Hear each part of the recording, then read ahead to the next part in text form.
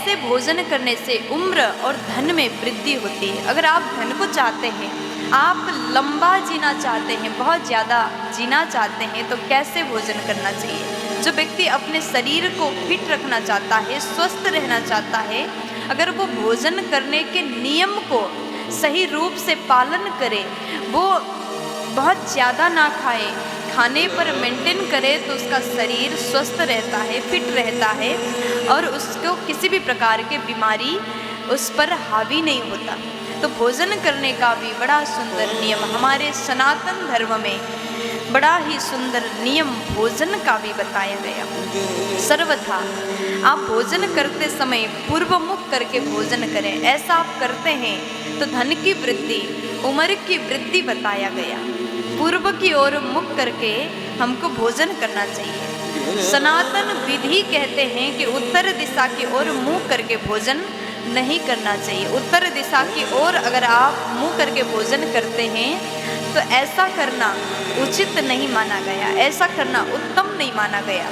इसलिए उत्तर दिशा की ओर मुंह करके भोजन ना करें। और भोजन करते समय पहले क्या करना चाहिए?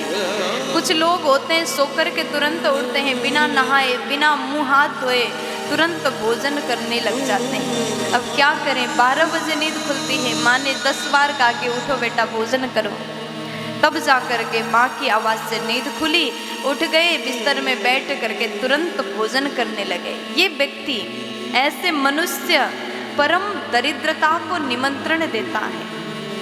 बिना हाथ मुंह धोए, बिना स्नान किए भोजन नहीं करना चाहिए। अगर आप भोजन करने जाएं तो हाथ पाँव को धो करके अच्छे से भोजन आप ग्रहण करिएगा, अगर आपको स्वस्थ रहना है। और भोजन करते करते जल बहुत ज़्यादा नहीं पीना चाहिए। भोजन करने के आधा घंटे बाद आप खूब ज़्यादा जल, जितना आप चाहे पी सकते हैं। और उसके बाद में भोजन करने का नियम मौन रह करके ही भोजन करना चाहिए। अब कई लोगों को तो ये भी चिंता, जिसको अधिक खाने का आदत होता है, अगर मौन रह करके भोजन करें और बीच में कोई पूछने ना आए तो क्या होगा, हम तो भूखे ही रह जाएंगे। इसलिए भी लोग मौन रह करके भोजन नहीं करते। लेकिन विधि ये है कि मौन रह करके भोजन के टाइम में आप बिल्कुल मत बोलिए। अगर आपको रोटी चाहिए तो इशारा कर दो, 2 उंगली दिखा दो, 2 रोटी आ जाएगा। 1 उंगली दिखा दो, 1 रोटी आ जाएगा।